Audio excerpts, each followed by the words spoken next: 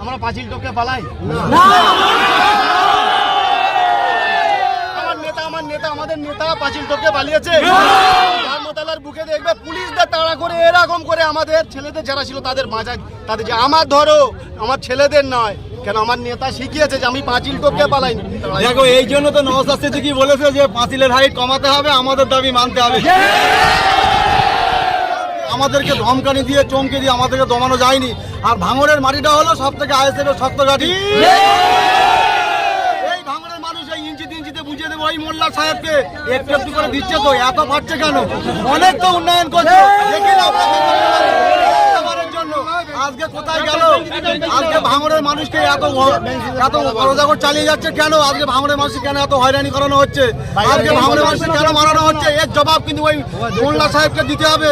আর নবান্নে বসে বসে বড় বড় কথা বলবে, এটা বাংলার মানুষ মেনে নেবে না, এই ভাঙড়ের মানুষ।